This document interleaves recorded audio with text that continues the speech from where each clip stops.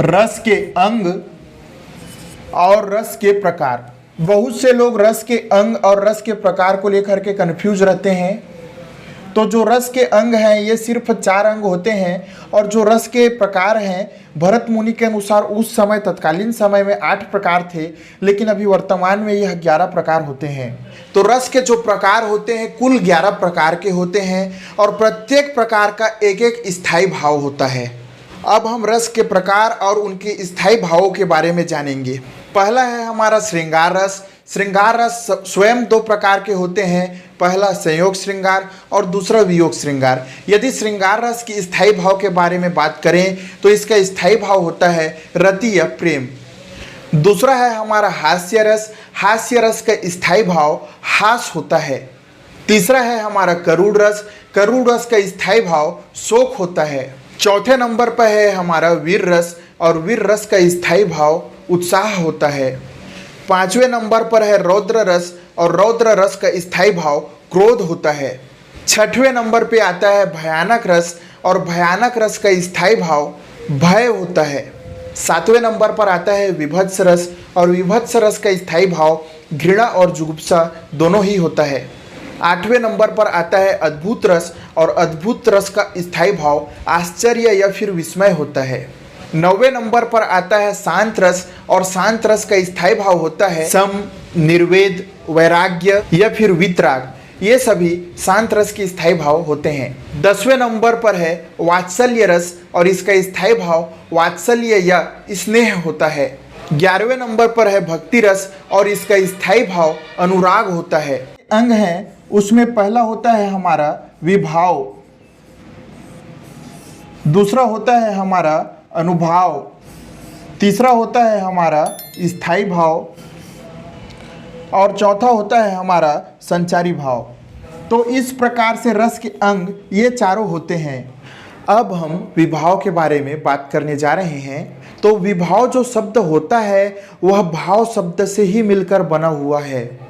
भाव अर्थात हमारे मन के अंदर की फीलिंग्स, उसी से विभाव शब्द बना हुआ है। तो आइए विभाव के बारे में हम जानते हैं। भाव को प्रकट करने वाले कारण को विभाव कहते हैं। भाव को प्रकट करने वाले कारण को विभाव कहते हैं। तो यहाँ पे जो विभाव है उसमें भाव शब्द छिपा हुआ है। यहीं से हमें भाव की परिभाषा समझ जाना चाहिए कि भाव को प्रकट यानी कि भाव को हम किस तरीके से प्रकट करते हैं। हो सकता है हम गुस्से से चेहरा बना के गुस्सा वाला भाव प्रकट करें, या हंसते हुए हंसी का भाव प्रकट करें। तो भाव को प्रकट करने वाले कारण को विभाव कहते हैं। यदि विभाव की मैं उदाहरण का बात करूं तो उदाहरण हो जाएगा, जैसे कि हम अचानक से कोई सांप देख लेते हैं, तो सांप को देखने के बाद क्या होता है, हम डर जाते हैं। तो इसका यही एक एग्जाम्पल हम देख के चलते हैं, जैसे कि सांप को देख करके डर जाना। तो सांप को देखने के बाद हमारे अंदर डर की उत्पत्ति हो रही है। कौन से भाव की उत्पत्ति हो रही है? डर वाले भाव की उत्पत्ति हो रही है। इस कारण यहाँ पर विभाव हो जाएगा। जो विभाव होते हैं इनके 2 प्रकार होते हैं। विभाव के 2 प्रकार होते हैं। पहला प्रकार होता है हमारा आलंबन विभाव, और दूसरा प्रकार होता है हमारा उद्दीपन विभाव। तो इस तरीके से विभाव 2 प्रकार के होते हैं। पहला है हमारा आलंबन विभाव और दूसरा है हमारा उद्दीपन विभाव। तो अब हम आलंबन विभाव की परिभाषा देखते हैं।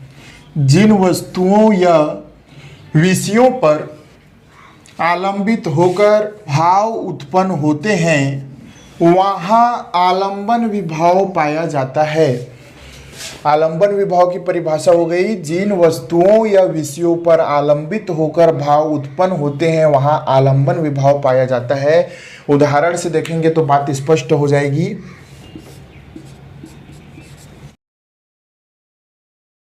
आतंकवादी को देखकर फौजी गुस्सा हो गए, ये एक वाक्य है। इसमें से हम आलंबन विभाव को समझने की कोशिश करते हैं।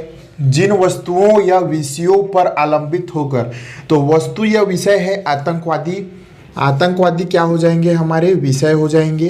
भाव उत्पन्न होते हैं, कैसा भाव उत्पन्न हो रहा है, यहाँ पे गुस्सा का भाव उत्पन्न हो रहा है, वहाँ आलंबन विभाव पाया जाता है। तो ये गुस्सा का जो भाव है वही आलंबन विभाव हो गया। और जो ये हमारे फौजी है, ये फौजी शब्द हमारा आश्रय हो जाएगा। अब ये फौजी आश्रय क्यों हुआ, इसको जानने से पहले एक बार और समझते हैं।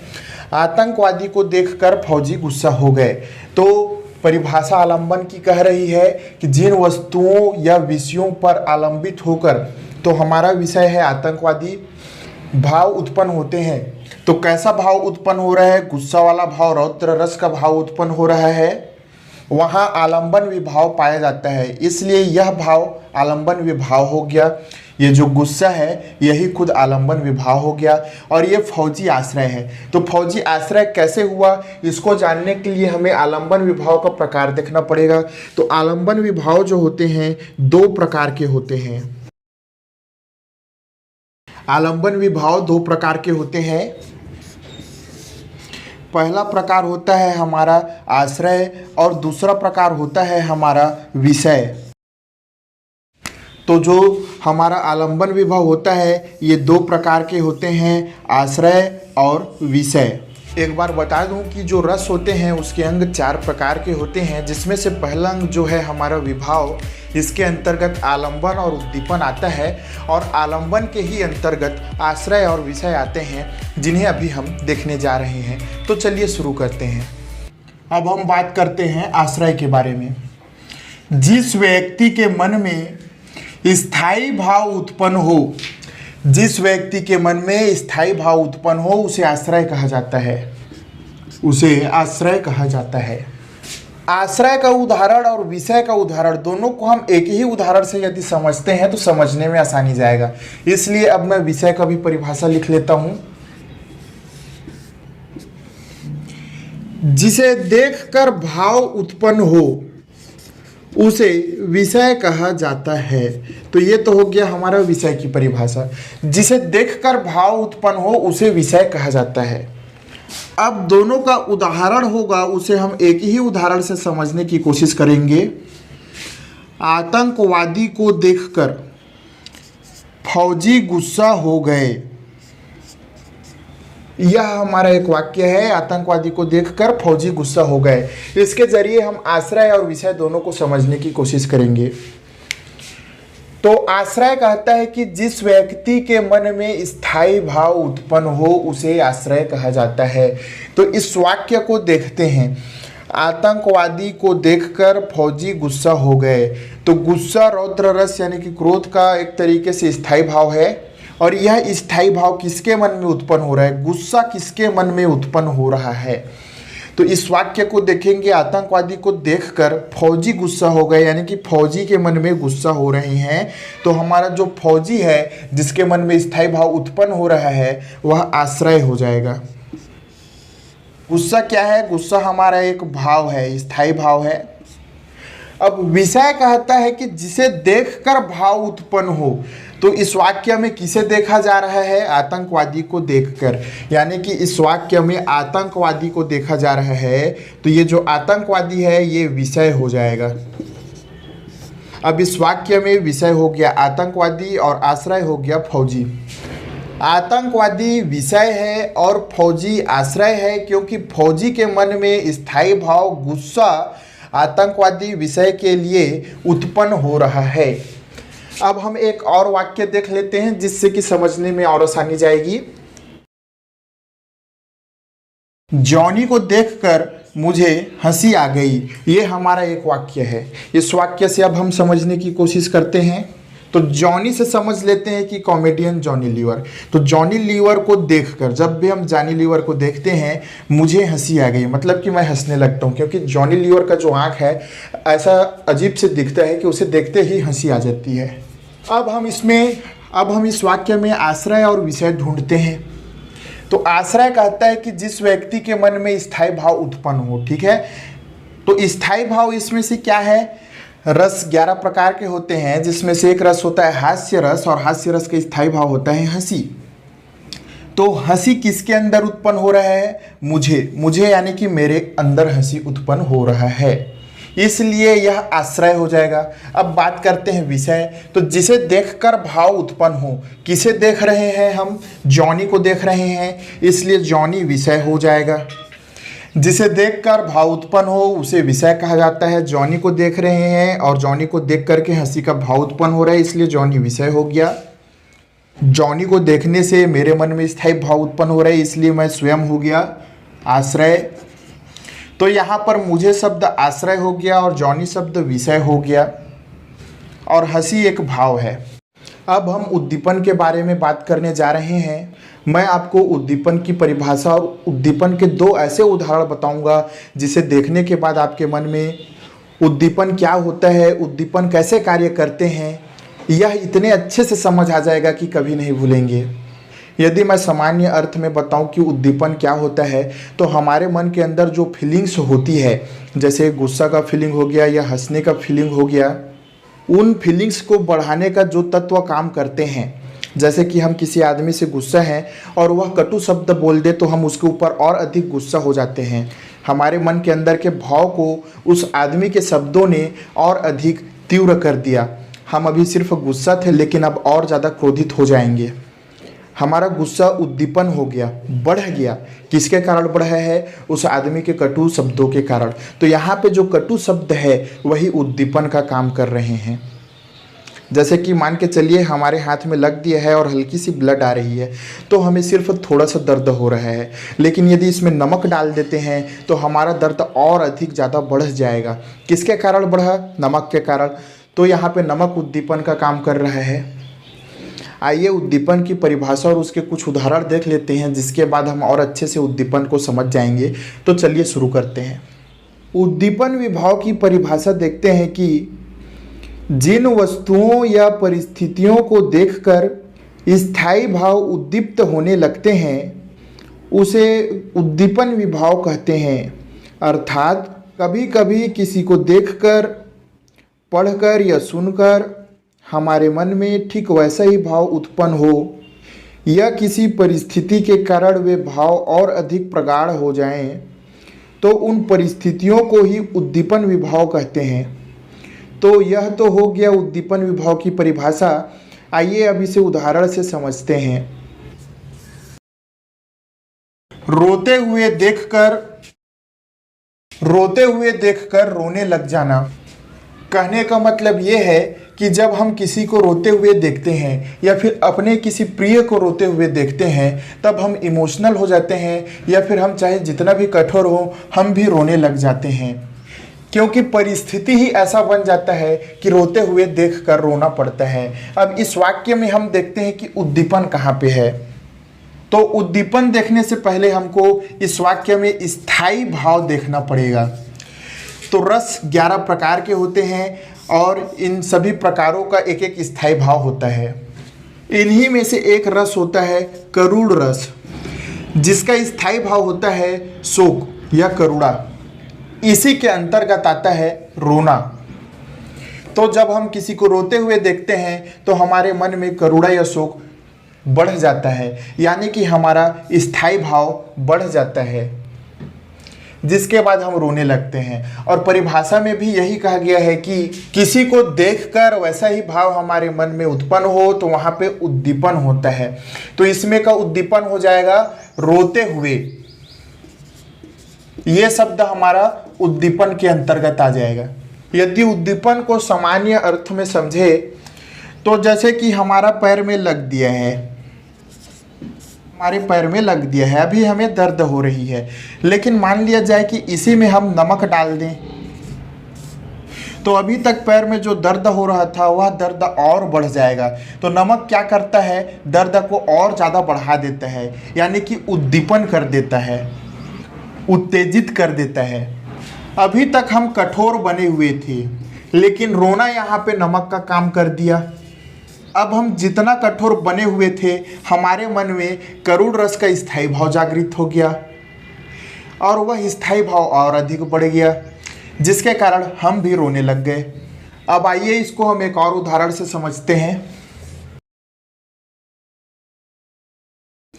ये हमारा एक उदाहरण है कि डरते हुए चोरी करने गया और पुलिस देख डर गया। अब इसे हम समझने की कोशिश करते हैं। मान लो एक डरपोक आदमी चोरी करने के लिए जाता है और गलती से वह पुलिस वाले के घर में ही घुस जाता है। वह चोर पहले से ही डरपोक है और देखता है कि यह घर तो पुलिस वाले का घर है। चोर के डर में और अधिक वृद्धि हो जाती है। वृद्धि होने से उसका डर का स्थायी भाव बढ़ जाता है। डर एक प्रकार से भयानक रस का स्थायी भाव के अंतर्गत आता है।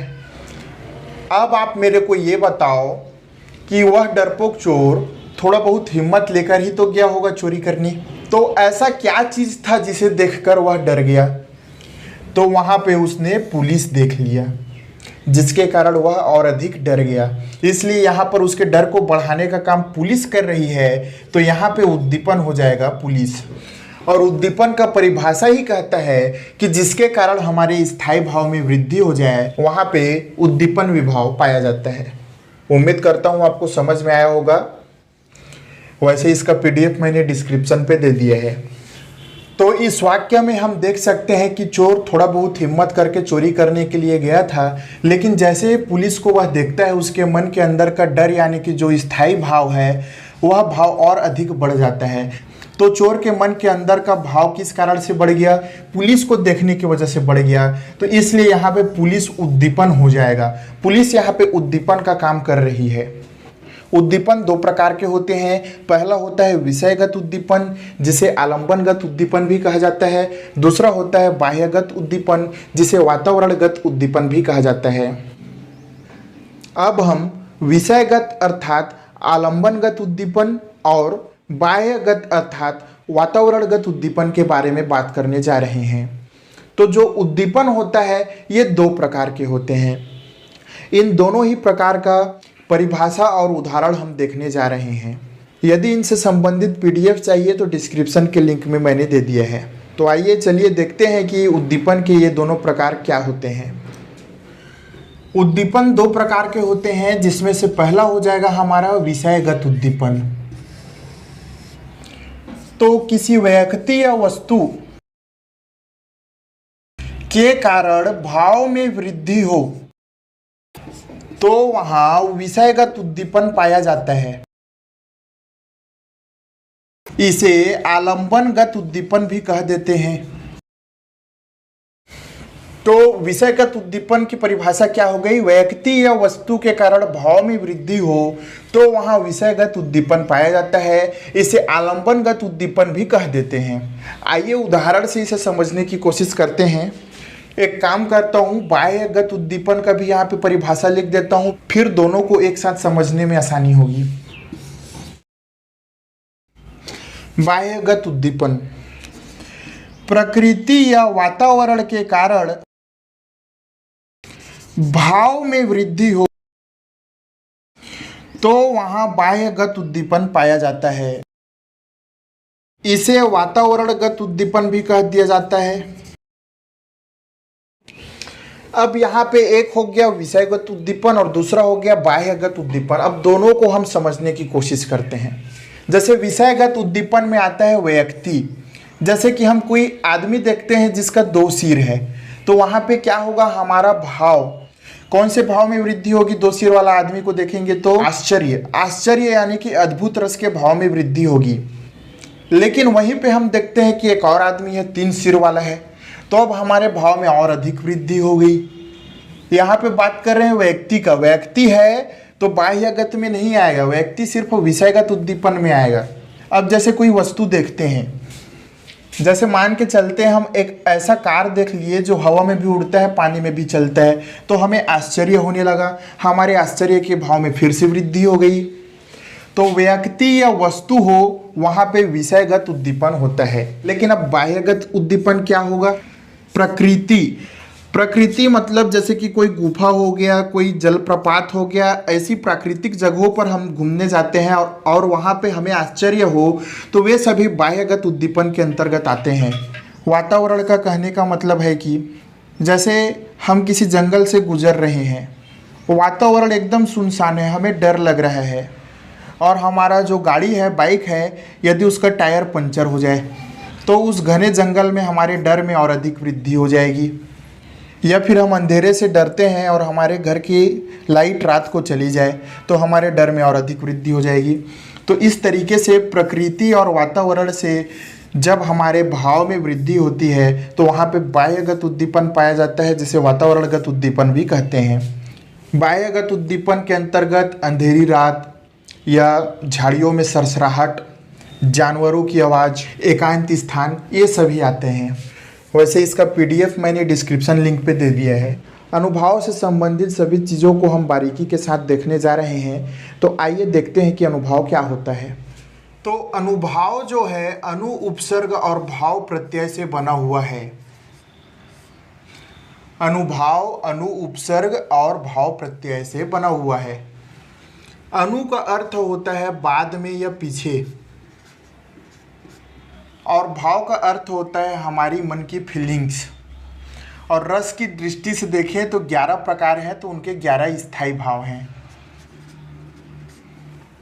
कहने का मतलब है कि हमारे भाव के बाद, भाव अर्थात स्थायी भाव के बाद में जो भाव उत्पन्न होते हैं उन्हें अनुभाव कहा जाता है। यदि हम अनुभाव की परिभाषा देखें तो अनु उपसर्ग है, जिसका अर्थ होता है बाद में या पीछे, अर्थात स्थायी भाव के बाद में जो भाव उत्पन्न होते हैं उन्हें अनुभाव कहा जाता है। आइए अब इन्हें उदाहरण से समझते हैं। जैसे यहाँ पे मैंने एक वाक्य लिख लिया है कि सांप को देखकर डर से चिल्लाना। यहाँ पर हमारे दो भाव उत्पन्न हो रहे हैं, एक डर का भाव उत्पन्न हो रहा है और एक चिल्लाने का भाव उत्पन्न हो रहा है।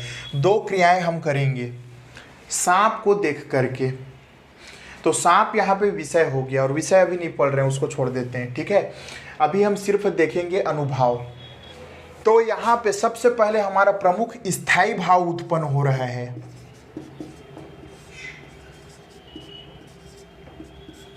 ये भयानक रस का स्थायी भाव है डर, और अनुभाव का परिभाषा ही कहता है कि स्थायी भाव के बाद में उत्पन्न होने वाले भाव को अनुभाव कहते हैं। तो सांप को देख करके सबसे पहले हम डरते हैं, उसके बाद दूसरा भाव होता है चिल्लाने का भाव। ये नॉर्मल भाव है, नॉर्मल फीलिंग्स है हमारी, जिस वजह से यह हो जाएगा अनुभाव।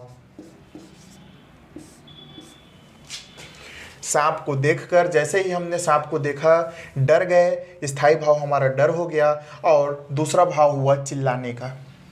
तो डर यहाँ पे स्थायी भाव है और चिल्लाना अनुभाव है।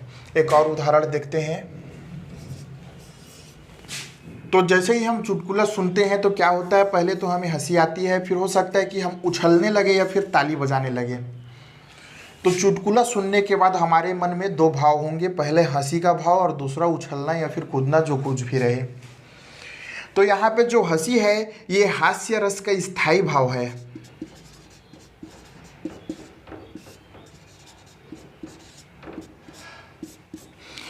और इस स्थायी भाव के बाद दूसरा भाव हमारा उछलने का हो रहा है। इस उछलने में भी हमारा हंसी झलक रहा है, मतलब कि हंसी में बढ़ोतरी हो गई है।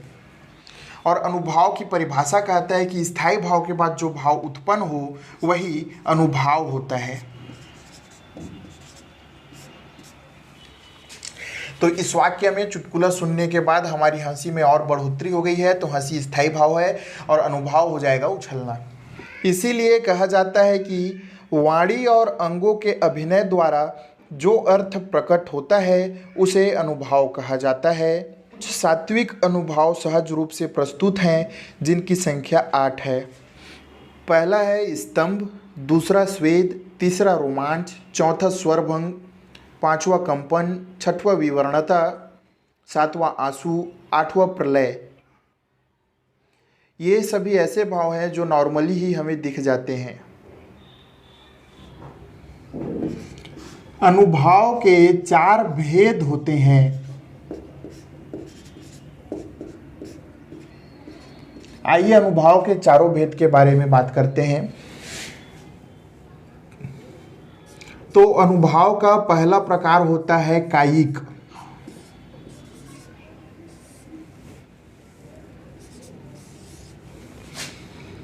अनुभाव का दूसरा प्रकार होता है मानसिक।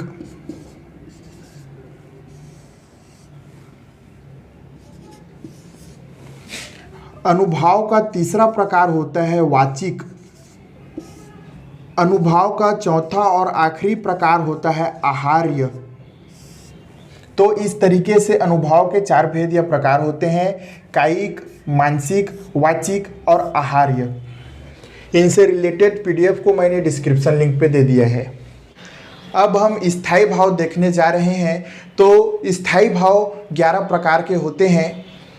स्थायी भाव का नाम से ही मतलब स्पष्ट है। स्थायी मतलब कि फिक्स, जो चिरकाल तक रहे, और भाव का मतलब होता है फीलिंग्स, यानी कि जो हमारे मन में भाव होते हैं, जैसे हंसी का भाव, गुस्सा का भाव।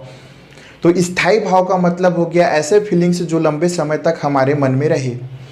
तो आइए अब हम स्थायी भाव के बारे में देखते हैं। उससे पहले आपको बता दूं कि यदि आप इसका पीडीएफ देखना चाहते हैं तो डिस्क्रिप्शन पे मैंने लिंक दे दिया है। स्थायी भाव क्या होता है कि नाम से ही स्पष्ट है। स्थायी, स्थायी मतलब फिक्स हो, जो चेंज ना हो, बदल ना सके, मतलब कि मूल भाव। ऐसे भाव, अब भाव मतलब फीलिंग्स, कैसी फीलिंग्स? हंसने की फीलिंग्स, रोने की फीलिंग्स या फिर डरने की फीलिंग्स। तो ऐसे भाव जो स्थायी हो, कहने का मतलब है ऐसे फीलिंग्स जो चिरकाल तक हमारे हृदय में, हमारे मन में रहे। जैसे कि हास्य से संबंधित कोई बात है तो उसे याद कर करके हम हंसते रहें, कई सालों तक हंसते रहे, वह बात हमारे हृदय में स्थित हो। या फिर जैसे कोई भय की बात हो तो उसे याद करके हम डर जाए या फिर रोना आ जाए, वह स्थायी रहे। ऐसे भाव जो लंबे समय तक, चिरकाल तक हमारे मन में, हृदय में स्थायी रहे, उन्हें स्थायी भाव कहा जाता है। स्थायी भाव की परिभाषा: सहृदय के हृदय में विद्यमान भाव को स्थायी भाव कहा जाता है।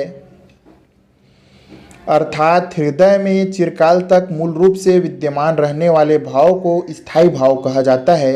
सभी रस के लिए एक एक स्थायी भाव होते हैं। आइए उन्हें देखते हैं। चूंकि रस 11 प्रकार के होते हैं, इसलिए स्थायी भाव भी 11 प्रकार के ही पाए जाते हैं। आइए हम सभी स्थायी भाव को देखते हैं। सबसे पहले है हमारा श्रृंगार रस।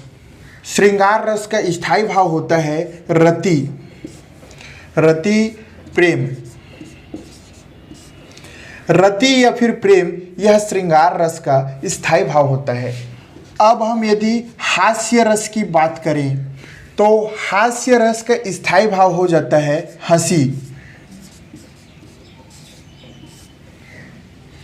हास्य रस के अंतर्गत उसका स्थायी भाव है हंसी। अब अगला रस का नाम है करुण रस।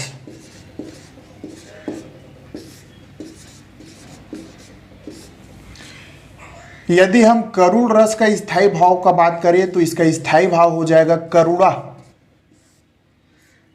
या फिर शोक। करुणा या फिर शोक करुण रस का स्थायी भाव होता है। अगले रस का नाम है वीर रस। और वीर रस का स्थायी भाव हो जाएगा उत्साह। अब इस वाले रस का नाम है रौद्र रस। और रौद्र रस का स्थायी भाव हो जाएगा क्रोध। क्रोध अर्थात गुस्सा। अब बारी है भयानक रस की।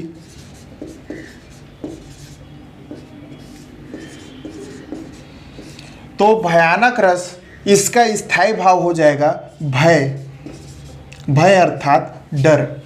अब रस का नाम हो जाएगा विभत्स रस।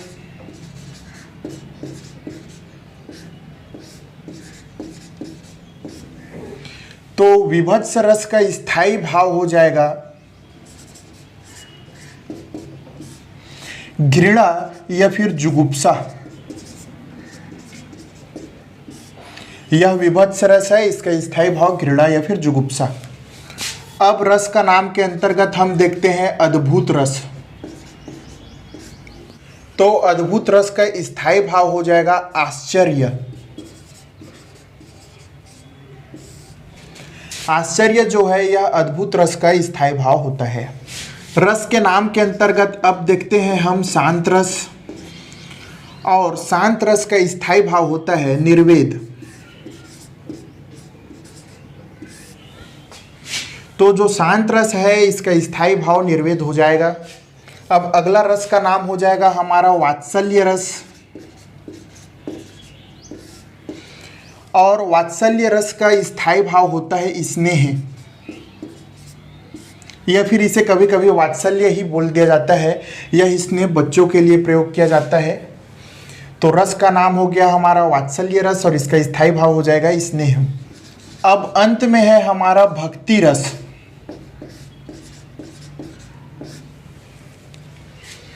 तो रस का नाम हो गया भक्ति रस और इसका स्थायी भाव होता है अनुराग।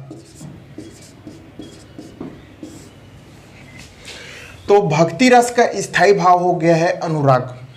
तो जो रस हैं वह 11 प्रकार के होते हैं और इनका जो स्थायी भाव होता है वह भी 11 प्रकार का होता है। अब हम संचारी भाव देखने जा रहे हैं। संचारी भाव की कुल संख्या 33 होती है और प्रत्येक रस के लिए जैसे स्थायी भाव निश्चित है वैसे ही प्रत्येक रस के लिए अलग अलग संचारी भाव होते हैं। तो आइए सभी के लिए कौन कौन से संचारी भाव प्रयोग किया जाए यह हम देखते हैं। तो चलिए शुरू करते हैं। संचारी भाव, जो संचारी भाव है ये अस्थिर स्थायी भाव होते हैं। कहने का मतलब है कि जो हमारे 11 प्रकार के स्थायी भाव पाए जाते हैं वे चिरकाल तक हमारे मन में विद्यमान रहते हैं, लेकिन कोई ऐसा भाव या फीलिंग्स जो अभी आया और अभी ही नष्ट हो गया उन्हें संचारी भाव कहा जाता है। आइए संचारी भाव की परिभाषा देखते हैं। तो संचारी भाव की परिभाषा है आश्रय के चित्त में उत्पन्न होने वाले अस्थिर मनोविकारों को संचारी भाव कहते हैं। इन्हें व्यभिचारी भाव भी कहा जाता है। इनके द्वारा स्थायी भाव और भी तीव्र हो जाते हैं। जैसे कि यदि मैं वीर रस की बात करूं तो वीर रस का जो स्थायी भाव होता है वह उत्साह होता है, लेकिन यदि हम वीर रस की संचारी भाव की बात करें तो आवेग,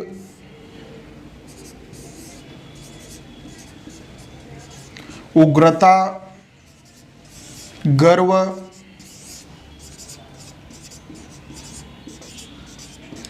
उत्सुकता ये सभी होते हैं।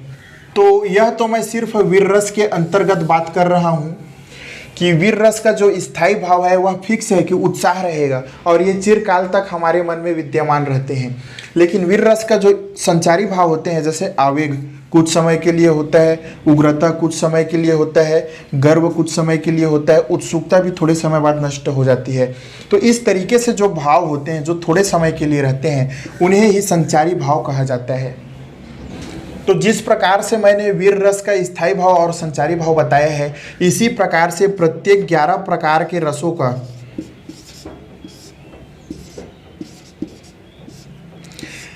अलग अलग संचारी भाव पाए जाते हैं, जिनकी यदि कुल संख्या की बात करें तो कुल संख्या 33 होती है। यदि प्रत्येक 11 प्रकार के बारे में जानना चाहते हैं तो डिस्क्रिप्शन पे मैं लिंक दे दूंगा, वहाँ पे जा कर के देख सकते हैं।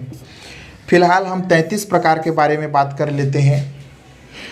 संचारी भावों की कुल संख्या 33 होती है जो निम्नलिखित है। यहाँ पे देख सकते हैं कि पहला हर्ष है, दूसरा विषाद है। इसी प्रकार से कुल 33 प्रकार के हैं। तो संचारी भाव कुल संख्या 33 है, लेकिन कहा जा रहा है कि पानी के बुलबुले जिस तरीके से बनते और बिगड़ते हैं उसी तरीके से संचारी भाव उत्पन्न होते हैं और नष्ट हो जाते हैं। अब हम श्रृंगार रस के बारे में बात करने जा रहे हैं। तो श्रृंगार रस को रसों का राजा भी कहा जाता है। तो अब हम देखने जा रहे हैं कि श्रृंगार रस की परिभाषा क्या होती है, इसके प्रकार कितने होते हैं, इसका उदाहरण क्या है, विभाव, अनुभाव, संचारी भाव, श्रृंगार रस से संबंधित सब चीज़ अब हम देखने जा रहे हैं। तो चलिए शुरू करते हैं। रस का प्रकार के अंतर्गत अब हम देख रहे हैं श्रृंगार रस। श्रृंगार रस को रसराज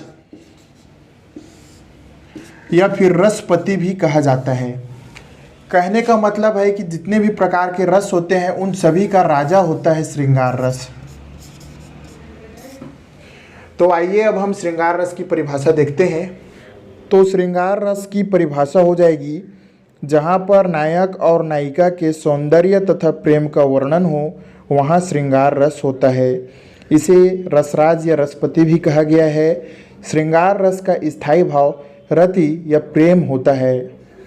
तो ये तो हो गया श्रृंगार रस का परिभाषा। आइए अब श्रृंगार रस के प्रकार के बारे में देखते हैं। श्रृंगार रस दो प्रकार के होते हैं। पहला प्रकार है हमारा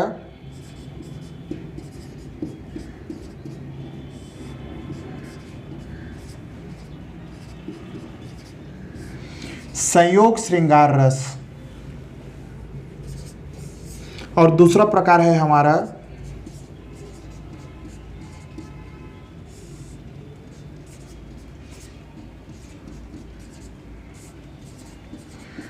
वियोग श्रृंगार रस। अब मैं आपको संयोग श्रृंगार रस के बारे में बताने जा रहा हूं।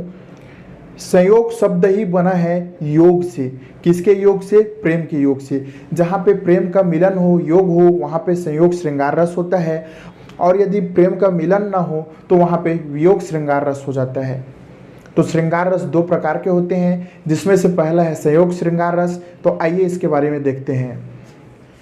जहाँ पर नायक और नायिका के संयोग या फिर मिलन का वर्णन होता है वहाँ पर संयोग श्रृंगार रस पाया जाता है। आइए इसे एक उदाहरण के जरिए समझते हैं। यहाँ पर मैंने संयोग श्रृंगार रस का उदाहरण लिखा है। राम को रूप निहारती जानकी, कंगन के नग की परछाई, यतः समय सुधि भूली गई, कर टेकी रही पलटा रत नाही। अब इसका एक बार मैं आपको अर्थ समझा देता हूँ, उसके बाद आप समझ जाएंगे कि यह संयोग श्रृंगार का उदाहरण क्यों है। तो जैसे कि मैंने बताया है कि संयोग श्रृंगार में प्रेम का मिलन होता है और वियोग श्रृंगार में प्रेम का बिछड़न होता है। उनका प्रेम और स्नेह भगवान राम को सोच सोच करके और अधिक बढ़ जाता है। इस कारण से यहाँ पे संयोग श्रृंगार रस है, क्योंकि उस कंगन के कारण उनके प्रेम का मिलन हो रहा है। अब हम बात करते हैं वियोग श्रृंगार रस के बारे में। तो जहाँ पर बिछड़ना होता है या फिर प्रेम नहीं होना पाया जाता है वहाँ पे वियोग श्रृंगार रस होता है। खास करके यदि किसी अपने से वियोग हो गया है तो वहाँ पे वियोग श्रृंगार रस पाया जाता है। आइए इसके बारे में उदाहरण देखते हैं और समझने की कोशिश करते हैं। तो जहाँ पर बिछड़ना होता है या फिर प्रेम नहीं होना पाया जाता है वहाँ पे वियोग श्रृंगार रस होता है। खास करके यदि किसी अपने से वियोग हो गया है तो वहाँ पे वियोग श्रृंगार रस पाया जाता है। आइए इसके बारे में उदाहरण देखते हैं और समझने की कोशिश करते हैं। अब यदि श्रृंगार रस के अंतर्गत विभाव की बात की जाए, विभाव दो प्रकार के होते हैं, आलंबन और उद्दीपन। तो आलंबन विभाव में आएगा नायक और नायिका और उद्दीपन विभाव में आएगा आलंबन का सौंदर्य, प्रकृति, रमणीक वन, मनमोहन स्थान, भंवरों का गुंजन, पंछियों का चहचहाना। और यदि श्रृंगार रस के अंतर्गत अनुभाव का बात किया जाए तो गले मिलना, स्पर्श, देखना, कटाक्ष, आंसू। यदि स्थायी भाव का बात किया जाए तो श्रृंगार रस का स्थायी भाव रति या प्रेम होता है। संचारी भाव इसके अंतर्गत जड़ता, उन्माद, स्मृति, रुदन आते हैं। अब हम हास्य रस के बारे में बात करने जा रहे हैं। जब भी किसी कारण से हमें हंसी आ जाए तो वहाँ पर हास्य रस उत्पन्न होता है।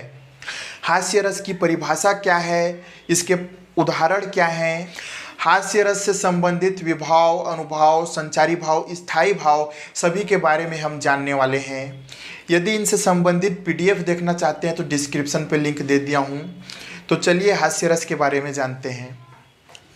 अब हम बात करते हैं हास्य रस की। तो हास्य रस क्या होता है कि यदि हमें देखकर, सुनकर या फिर पढ़कर हंसी आ जाए, मन प्रफुल्लित हो उठे, हमें हंसने का मन लगे, वहां पे हास्य रस होता है। जैसे कि इसका एक उदाहरण देखते हैं। तो हास्य रस का पहला एक उदाहरण देखते हैं कि बुरे समय को देखकर गंजे तू क्यों रोए, किसी भी हाल में बाल ना बाका तेरा होए। कहने का मतलब है कि कोई गंजा आदमी है उसे हम बोलेंगे कि बुरा समय से तुमको तो डरने की आवश्यकता ही नहीं है। क्यों? क्योंकि तुम्हारा तो कोई बाल बांका कर ही नहीं सकता है, क्योंकि तुम्हारे सिर में तो बाल है ही नहीं। ऐसा हमें बोलना नहीं है। ये एक मैं उदाहरण बता रहा हूँ। हास्य रस का अब एक और दूसरा उदाहरण देखते हैं। मैं ऐसा महावीर हूँ जो पापड़ को तोड़ सकता हूँ और समय आ जाए तो कागज को मरोड़ सकता हूँ। कहने का मतलब है कि ऐसा वीरता दिखाया जा रहा है कि पापड़ को तोड़ा जा सकता है और कागज को मरोड़ा जा सकता है। तो इस वाक्य से भी हंसी उत्पन्न हो जाएगी, क्योंकि यह काम तो कोई भी कर सकता है। हास्य रस का एक और उदाहरण देखते हैं। बंदर ने कहा बंदरिया से, चलो नहाए गंगा, बच्चों को छोड़ो घर में, होने दो हुड़दंगा। अब ये हास्य रस होगा क्योंकि बंदर भी गंगा नहाने के लिए जा रहे हैं और जाते समय बच्चों को भी छोड़कर जा रहे हैं। तो इस तरीके से जो वाक्य होते हैं जिन्हें सुनकर पढ़कर हमें हंसी आ जाती है, हास्य रस होता है। आइए अब हम हास्य रस की परिभाषा देखते हैं। तो हास्य रस की परिभाषा हो जाएगी, सहृदय के हृदय में स्थित हास नामक स्थायी भाव का जब विभाव, अनुभाव और संचारी भाव के साथ संयोग होता है तो वहाँ हास्य रस होता है। अर्थात पढ़कर, देखकर, सुनकर या वेशभूषा और वाणी के कारण हास्य की अनुभूति होती है, उसे हास्य रस कहते हैं। इसका स्थायी भाव हंसी होता है और उदाहरण तो हमने आपको पहले से ही बता दिया है। अब हास्य रस की परिभाषा के बाद हास्य रस के अंतर्गत विभाव, अनुभाव, स्थायी भाव और संचारी भाव को देख लेते हैं। तो सबसे पहले विभाव दो प्रकार के होते हैं, आलंबन विभाव और उद्दीपन विभाव। तो आलंबन विभाव के अंतर्गत आ जाएगा वेशभूषा और चेष्टाएं। उद्दीपन विभाव के अंतर्गत आ जाएगा आश्चर्यजनक आकृति या फिर वार्तालाप। अनुभाव के अंतर्गत आ जाएगा मुस्कुराहट, नेत्रों का मिचमिचाना एवं जोरों की हंसी। स्थायी भाव इसका हंसी होता है और संचारी भाव हर्ष या चपलता हो जाएगी। अब हम करुण रस के बारे में देखने जा रहे हैं। तो मैं आपको करुण रस की परिभाषा, उदाहरण और करुण रस के अंतर्गत जो विभाव, अनुभाव, संचारी भाव आते हैं उन सभी के बारे में जानकारी देने जा रहा हूँ। सबसे पहले मैं बता दूं कि रस से संबंधित यदि आप PDF डाउनलोड करना चाहते हैं तो डिस्क्रिप्शन पे लिंक दे दिया हूं, वहां जा कर के देख सकते हैं। तो आइए अब हम करुण रस को शुरू करते हैं। तो करुण रस, इसका स्थायी भाव जो है शोक या करुणा होता है। इसके अंतर्गत सामान्य तौर पर रोना आया जाता है। जहाँ पे कोई रो रहा हो तो वहाँ पे करुण रस पाया जाता है। आइए अब हम करुण रस की उदाहरण देख लेते हैं। उदाहरण के बाद हम परिभाषा देखेंगे। पहला उदाहरण से ही हम समझने की कोशिश करते हैं। करुण रस का उदाहरण है कि रावण के शव पर मंदोदरी क्रंदन करने लगी।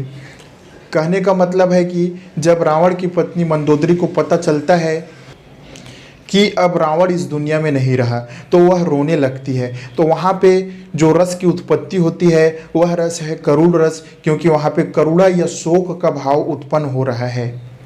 अर्थात जहाँ पे पुनः मिलन की संभावना समाप्त हो जाती है और छाती पीटने लगते हैं, रोने लगते हैं या फिर भूमि पर गिर जाते हैं, तो वहाँ पे करुण रस, शोक रस की उत्पत्ति होती है। एक अन्य उदाहरण है, गीत गाने दो मुझे वेदना को रोकने को, चोट खाकर राह चलते होश के भी होश छूटे, हाथ जो पाथेय थे ठग।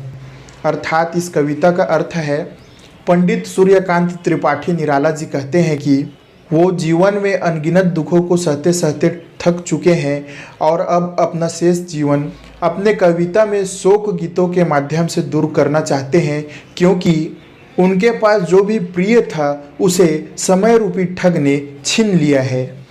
आइए अब हम करुण रस की परिभाषा देखते हैं। करुण रस की परिभाषा हो जाएगी कि प्रिय वस्तु के नष्ट होने पर अथवा अनिष्ट की प्राप्ति होने से चित्त में अर्थात मन में जो विकलता आती है उसे करुण रस कहा जाता है।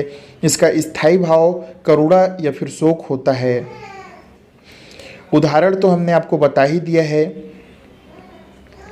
अब करुण रस के अंतर्गत देख लेते हैं कि विभाव, अनुभाव, स्थायी भाव और संचारी भाव क्या होते हैं।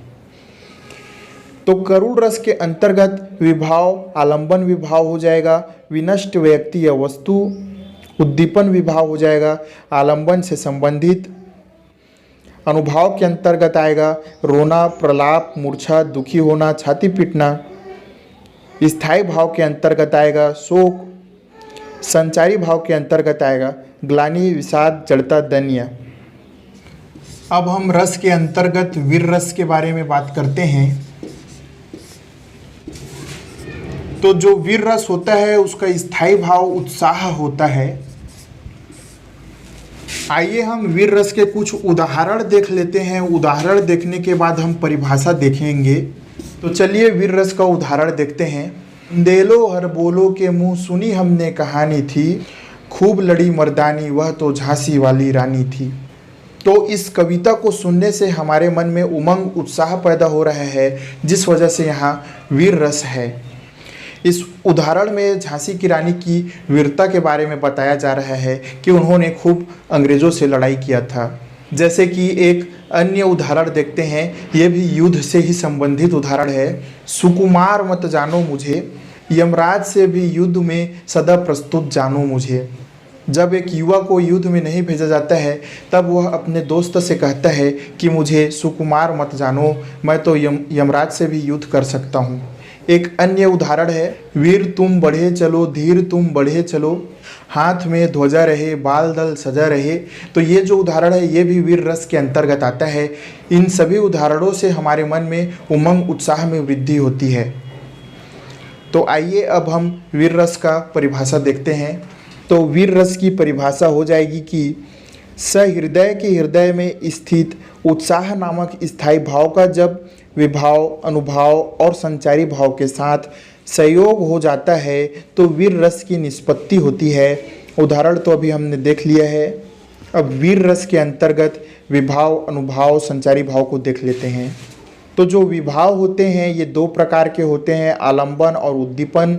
आलंबन विभाव के अंतर्गत आ जाएगा अत्याचारी शत्रु। उद्दीपन विभाव के अंतर्गत आ जाएगा शत्रु का अहंकार या फिर जीतने की चाह। अब हम रौद्र रस देखने जा रहे हैं। रौद्र रस का स्थायी भाव क्रोध होता है। रस के 11 प्रकार होते हैं, उसी में से एक प्रकार रौद्र रस होता है। तो मैं आपको रौद्र रस की परिभाषा और उदाहरण बताने जा रहा हूं। तो आइए देखते हैं कि रौद्र रस क्या होता है। अब हम बात करते हैं रौद्र रस की। तो जो रौद्र रस होता है इसका स्थायी भाव क्रोध होता है। तो देखकर, सुनकर या पढ़कर यदि हमें क्रोध आ जाए तो वहाँ पे रौद्र रस पाया जाता है। जैसे कि किसी ने हमें कटु शब्द कह दिया और उसके कटु शब्द को सुनते ही हमें गुस्सा आ गया, तो जैसे ही गुस्सा आया वहाँ पे रौद्र रस की उत्पत्ति हो गई और हमारे मन में क्रोध स्थायी रूप से घर कर जाएगा। तो आइए अब हम रौद्र रस का उदाहरण देखते हैं और समझने की कोशिश करते हैं। तो रौद्र रस का उदाहरण हो जाएगा, श्री कृष्ण के सुन वचन, अर्जुन क्रोध से जलने लगे, सब शोक अपना भूलकर करतल युगल मलने लगे। तो ये जो वाक्य है इसका उदाहरण ये है कि रणभूमि में अर्जुन श्री कृष्ण से कहते हैं कि मैं ये युद्ध नहीं कर सकता क्योंकि सामने जो भी हैं वे सभी मेरे रिश्तेदार हैं। तब श्री कृष्ण अर्जुन को ऐसे ऐसे शब्द कहते हैं कि जिन्हें सुन करके अर्जुन का गुस्सा और अधिक बढ़ जाता है। अर्जुन क्रोधित हो जाता है और जितना भी उसका दुखड़ा था उसे लग रहा था कि मेरे रिश्तेदार हैं, ये सारी बातों को भूलकर गुस्से की वजह से अर्जुन युद्ध में लड़ने के लिए उतर जाता है और चारों ओर अफरा तफरी मचा देता है। तो यह तो रौद्र रस का उदाहरण है। यदि आप ऐसे ही उदाहरण और भी देखना चाहते हैं तो डिस्क्रिप्शन पे लिंक दे दिया हूँ, वहाँ जा कर के PDF डाउनलोड कर सकते हैं। यदि हम रौद्र रस की परिभाषा की बात करें तो हो जाएगा कि काव्य में जहाँ देखकर, पढ़कर, सुनकर हमारे मन में क्रोध की भावना उत्पन्न होती है वहाँ रौद्र रस पाया जाता है।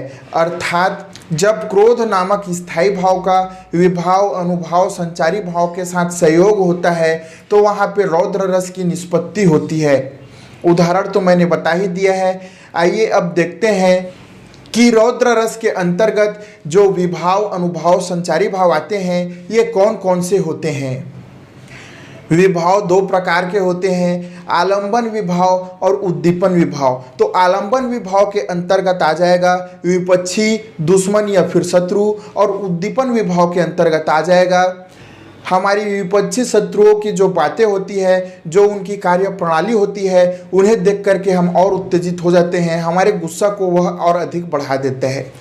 अनुभाव के अंतर्गत आ जाएगा गुस्सा आना, शस्त्र चलाना, क्रोधित होना, लड़ाई करना, ये सभी अनुभाव के अंतर्गत आते हैं। और स्थायी भाव होता है क्रोध, और रौद्र रस के अंतर्गत जो संचारी भाव होते हैं वे हो जाएंगे आवेग, उग्रता, द्वेष, ये सभी संचारी भाव होते हैं रौद्र रस के अंतर्गत। आवेग जो होता है कुछ समय के लिए ही हमारे मन में रहता है, फिर ये नष्ट हो जाता है, लेकिन जो क्रोध है वे लंबे समय तक हमारे मन में रहता है। यदि हम किसी बात को याद करते हैं तो बार बार हमें क्रोध आता है। अब हम भयानक रस के बारे में बात करने जा रहे हैं। तो जो रस होता है वह 11 प्रकार का होता है, और इन्हीं 11 प्रकारों में से एक होता है भयानक रस। भयानक रस का स्थायी भाव भय होता है। तो भयानक रस की परिभाषा, भयानक रस का उदाहरण, इसके अंतर्गत कौन कौन से विभाव, उद्दीपन या संचारी भाव आते हैं, इन सभी चीज़ों के बारे में हम बात करेंगे। तो आइए देखते हैं कि भयानक रस होता क्या है। अब हम भयानक रस देखते हैं। तो जो भयानक रस होता है इसका स्थायी भाव होता है भय। भय अर्थात डर। तो जो हमारा भयानक रस है इसके बारे में अब हम जानने वाले हैं। तो जब कोई चीज को देखकर, पढ़कर या सुनकर हमारे मन में भय उत्पन्न हो तो वहां पर भयानक रस पाया जाता है। आइए उदाहरण के जरिए हम भयानक रस को समझने की कोशिश करते हैं। तो भयानक रस का उदाहरण हो जाएगा कि एक ओर अजगर ही लखी, एक ओर मृगराय, विकल बट्टो ही बीच ही परियो मूर्छा खाए। अर्थात कहने का तात्पर्य यह है कि एक पथिक था, पथिक यानी कि राहगीर, वह रास्ते में जा रहा था तो वह क्या देखता है कि एक ओर अजगर है और एक ओर शेर है। अब उसके जाने के लिए रास्ता ही नहीं बच रहा है, क्योंकि वो जाए तो जाए किधर से, शेर की तरफ से जाए या फिर अजगर की तरफ से जाए। तो यह सब देख करके वह वहीं पे मूर्छा खा के बेहोश हो जाता है।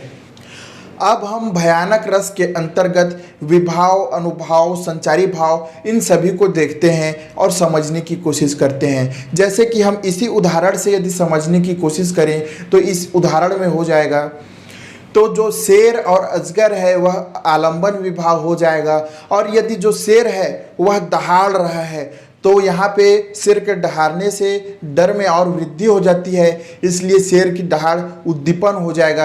या फिर जो अजगर है वह अपना मुंह को और खोल रहा है तो हम अजगर का मुंह को खुलते हुए जैसे ही देखेंगे हमारे मन में भय की और वृद्धि हो जाती है। तो यहाँ पे अजगर का मुंह खोलना उद्दीपन के अंतर्गत आ जाएगा। जो डरावनी हरकतें हैं वे सभी उद्दीपन के अंतर्गत आ जाएगी।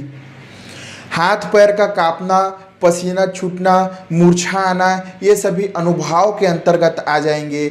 और स्थायी भाव क्या हो जाएगा, हमारे मन में डर घर कर गया है तो इसका स्थायी भाव हो जाएगा भय।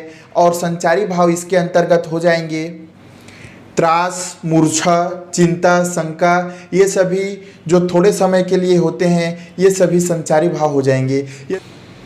अब हम विभत्स रस के बारे में बात करते हैं। तो रस 11 प्रकार के होते हैं, उन्हीं में से एक प्रकार होता है विभत्स रस, जिसका स्थायी भाव होता है घृणा या जुगुप्सा।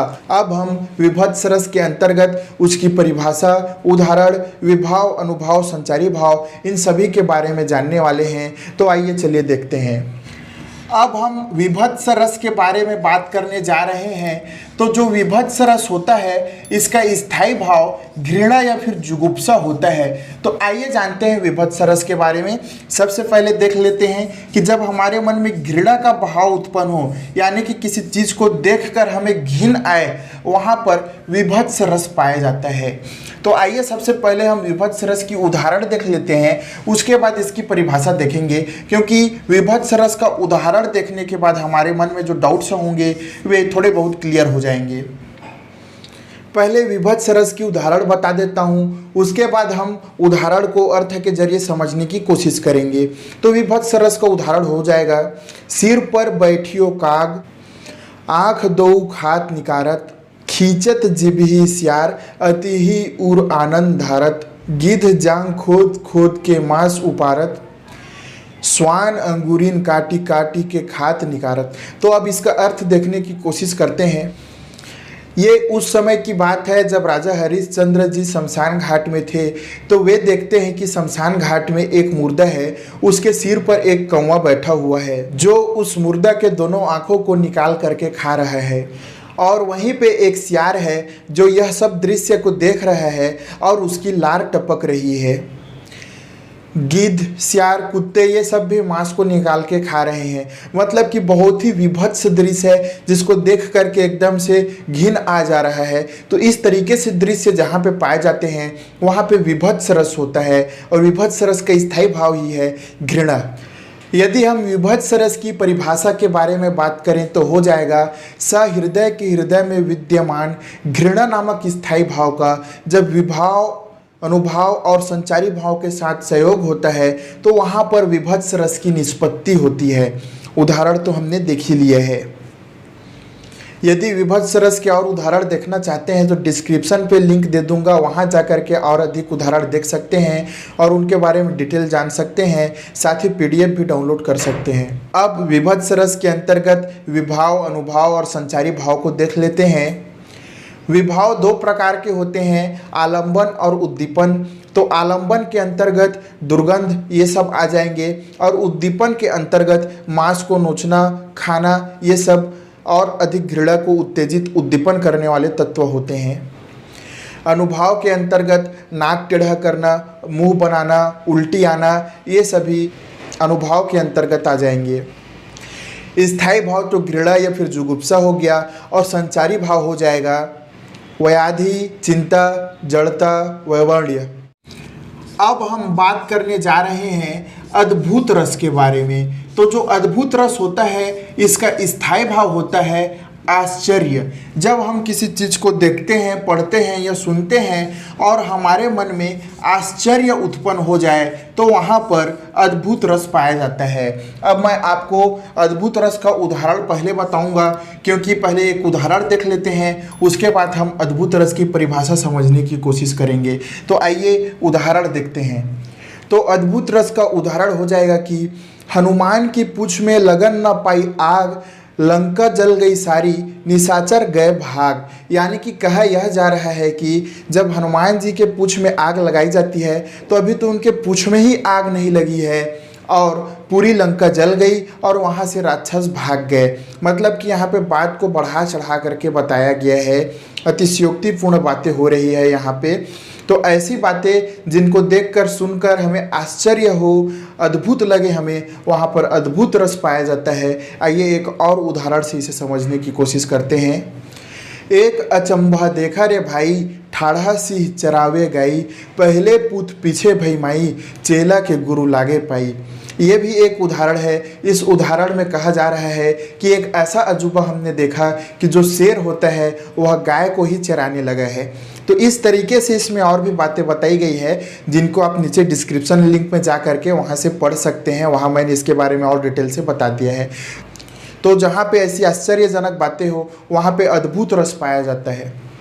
अब हम अद्भुत रस के बारे में बात करते हैं। तो अद्भुत रस की परिभाषा हो जाएगी कि सहृदय के हृदय में विद्यमान आश्चर्य नामक स्थायी भाव का जब विभाव, अनुभाव, संचारी भाव के साथ सहयोग होता है तो वहाँ पे अद्भुत रस की निष्पत्ति होती है। अर्थात जहाँ अलौकिक वस्तुओं या घटनाओं का वर्णन हो वहाँ अद्भुत रस पाया जाता है। आइए अब देखते हैं कि अद्भुत रस के अंतर्गत विभाव, अनुभाव, संचारी भाव में क्या क्या आते हैं। तो विभाव के अंतर्गत आलंबन विभाव हो जाएगा जिसे हम देख रहे हैं या फिर आश्चर्य उत्पन्न करने वाला व्यक्ति, और उद्दीपन विभाव के अंतर्गत हो जाएगा ऐसी अलौकिक घटनाएं या फिर वस्तुएं जो हमारे मन में आश्चर्य को और अधिक मात्रा में बढ़ा रही है।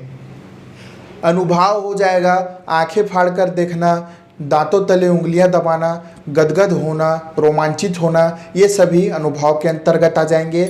और स्थायी भाव हो जाएगा विस्मय या फिर आश्चर्य, और इसके अंतर्गत उत्पन्न होने वाले संचारी भाव होते हैं उत्सुकता, भ्रांति, धृति, मोह, जो थोड़े ही समय में नष्ट हो जाते हैं, क्योंकि ये संचारी भाव हैं। उत्सुकता आया, जब उसके बारे में पता चला वह नष्ट हो गया। इसी प्रकार से मोह, धृति, ये सब भी कुछ समय बाद नष्ट होने लगते हैं। अब हम शांत रस के बारे में बात करने जा रहे हैं। तो जो शांत रस होता है, इसका स्थायी भाव होता है निर्वेद, यानी कि हमारे मन में यदि शांति की भावना उत्पन्न हो रही है, हमारे मन में निर्वेद की भावना उत्पन्न हो रही है, वहाँ पे शांत रस पाया जाता है। तो आइए अब हम शांत रस की परिभाषा, उदाहरण, स्थायी भाव, विभाव, अनुभव, संचारी भाव, इन सभी बातों के बारे में देखते हैं। तो शांत रस का उदाहरण हो जाएगा कि चलती चाकी देख के दिया कबीर रोए, दो पाटन के बीच में साबुत बचा न कोई। अर्थात कहने का अर्थ यह है कि मनुष्य के जीवन में कितनी भी कठिनाइयाँ आए, सुख दुख आए, खुशी आए, जीवन मरण आए, चाहे कुछ भी आए, मनुष्य को हमेशा एक समान ही होना चाहिए। मनुष्य को कभी भी दो रास्तों पर पैर नहीं रखना चाहिए। अर्थात न तो खुशी में ज़्यादा खुश होना चाहिए और न ही दुखी में ज़्यादा गम होना चाहिए। जीवन के सभी विरोधी भाव चक्की के दो पाटों की तरह है, और यदि हमारे मन में द्वैत भाव हो तो वह हमारे जीवन को ही खा जाएगा। तो कबीरदास, तुलसीदास जी की जो रचनाएं होती हैं, अधिकतर इनके उदाहरण शांत रस के अंतर्गत आते हैं। अब हम शांत रस की परिभाषा के बारे में बात करते हैं। तो इसका परिभाषा हो जाएगा कि जब सहृदय के हृदय में निर्वेद नामक स्थायी भाव का विभाव, अनुभाव, संचारी भाव के साथ संयोग होता है, तो वहाँ शांत रस की निष्पत्ति होती है। अर्थात कहने का मतलब यह है कि हमारे मन में शांति की भावना हो, वहाँ पे शांत रस की उत्पत्ति होती है। जितने भी संसारिक लोग हैं, जैसे कवि, श्रोता, पाठक, ये सभी शांत रस के अंतर्गत, विभाव के अंतर्गत आलंबन में आते हैं। विभाव दो प्रकार के होते हैं, आलंबन और उद्दीपन। तो उद्दीपन के अंतर्गत जितने भी शास्त्रों के अनुसार कार्य किए जाते हैं, वे सभी उद्दीपन के अंतर्गत आते हैं। यदि अनुभाव की बात करें तो इसके अंतर्गत शांति या फिर खुशी के आंसू, ये सभी शांत रस के अनुभाव होते हैं। और शांत रस का स्थायी भाव निर्वेद होता है। संचारी भाव में घृति, मति, हर्ष, ये सभी शांत रस के संचारी भाव के अंतर्गत आते हैं। अब हम वात्सल्य रस के बारे में बात करने जा रहे हैं। तो वात्सल्य रस का जो स्थायी भाव होता है, वह बाल्य स्नेह होता है। अर्थात बच्चों से स्नेह या फिर बच्चों से प्रेम। इसकी जो कविताएं होती है वह बच्चों से संबंधित होती है। तो अब हम वात्सल्य रस की परिभाषा, उदाहरण और उसका विभाव, अनुभाव, संचारी भाव, इन सभी बातों को देखने जा रहे हैं। तो आइए चलिए देखते हैं। तो वात्सल्य रस का उदाहरण हो जाएगा कि मैया मोरी मैं नहीं माखन खायो, भोर भयो गयन के पाछे, मधुबन मोही पठायो, चार पहर बंसीवट भटकियो, सांझ परे घर आयो। तो यह जो उदाहरण आप देख रहे हैं, यह वात्सल्य रस का उदाहरण है, क्योंकि यहाँ पे बाल्य रूप में श्री कृष्ण अपनी माता से कहते हैं कि माँ, मैंने माखन नहीं खाया है, मैं तो सुबह से पूरा 4 पहर तक गायों को चरा रहा था, तो मैं कहाँ से माखन खाऊंगा। और आप तो जानते ही हो कि मेरे जो मित्र हैं वे मेरे शत्रु हैं, और उन्होंने ज़बरदस्ती मक्खन का छोटा सा टुकड़ा मेरे मुंह पे लगा दिया है, और पूरा मक्खन उन्होंने ही खा लिया होगा। तो बच्चों से संबंधित जितने भी कविता होते हैं, जिन्हें देखकर, सुनकर या पढ़कर हमारे मन में बाल्य स्नेह उत्पन्न होता है, वहाँ पर वात्सल्य रस पाया जाता है। आइए अब इसका हम विभाव, अनुभाव, संचारी भाव देख लेते हैं। तो विभाव हो जाएगा शिशु जिसे हम देख रहे हैं, और यह आलंबन विभाव होगा, लेकिन इसी में उद्दीपन विभाव हो जाएगा। शिशु की हरकतें जिन्हें देख करके हमारे मन में और अधिक बाल्य स्नेह उत्पन्न हो रहा है। अनुभाव हो जाएगा बालक के सिर में हाथ फेरना, थपथपाना, पुचकारना, गले मिलना, ये सभी अनुभाव के अंतर्गत आते हैं। स्थायी भाव हो जाएगा बाल्य स्नेह, और संचारी भाव हो जाएंगे मोह, चिंता, शंका, ये सभी संचारी भाव के अंतर्गत आते हैं। अब हम बात करते हैं भक्ति रस के बारे में। तो भक्ति रस से तात्पर्य है कि जहाँ पर ईश्वर की आराधना, प्रार्थना ये सब पाए जाते हैं वहाँ पर भक्ति रस आता है। तो अब हम भक्ति रस की उदाहरण, परिभाषा ये सब देखते हैं और समझने की कोशिश करते हैं कि भक्ति रस होता क्या है। तो आइए शुरू करते हैं। जब देखकर, सुनकर या पढ़कर ईश्वर के लिए आराधना या प्रार्थना किया जाता है, अनुराग किया जाता है, तो वहाँ पर भक्ति रस पाया जाता है। आइए भक्ति रस का एक कविता देखते हैं। मेरे तो गिरधर गोपाल दूसरों न कोई, ये बहुत ही प्रसिद्ध एक उक्ति है। तो इसके माध्यम से हम समझने की कोशिश करते हैं कि यहाँ पर देख पा रहे हैं कि इस कविता के माध्यम से ईश्वर की आराधना की जा रही है। तो जहाँ पर भी ईश्वर की आराधना या प्रार्थना की जाती है वहाँ पर भक्ति रस पाया जाता है। भक्ति रस की उदाहरण की बात करें तो सूरदास और मीराबाई, इनकी जो रचनाएं होती हैं अधिकतर भगवान से रिलेटेड होते हैं, इसलिए इनकी कविताएं भक्ति रस के उदाहरण के अंतर्गत आती हैं। तो लगभग इनकी सारी ही कविताओं को आप भक्ति रस से रिलेटेड मान सकते हैं, जो ईश्वर की प्रार्थना के लिए की जा रही हो। अब हम भक्ति रस के अंतर्गत विभाव, अनुभाव, संचारी भाव को देख लेते हैं। तो विभाव दो प्रकार के होते हैं, आलंबन और उद्दीपन। तो आलंबन में हम समझ सकते हैं कि जो ईश्वर है वह स्वयं आलंबन हो जाएगा, क्योंकि उनके लिए हम भक्ति करेंगे। और उद्दीपन में हो जाएगा जैसे कि सत्संग में जाना, पूजा पाठ करना, जिससे हमारी भक्ति में और अधिक बढ़ोतरी हो रही है, वे सभी कारक उद्दीपन विभाव के अंतर्गत आते हैं। अनुभाव हो जाएगा आंसू गिरना, खुशी के आंसू गिरना, भक्ति में लीन हो जाना, भक्ति में लीन होकर नाचना, ताली बजाना, गदगद होना, ये जितने भी हैं जो भक्ति से रिलेटेड हैं ये सभी इसके अनुभव के अंतर्गत आते हैं। और स्थायी भाव में देव विषयक जितने भी बातें हैं वे स्थायी भाव से रिलेटेड है। भक्ति रस से संबंधित PDF डाउनलोड करना चाहते हैं तो डिस्क्रिप्शन पे लिंक दे दिया हूँ, वहाँ जा कर के डाउनलोड कर सकते हैं।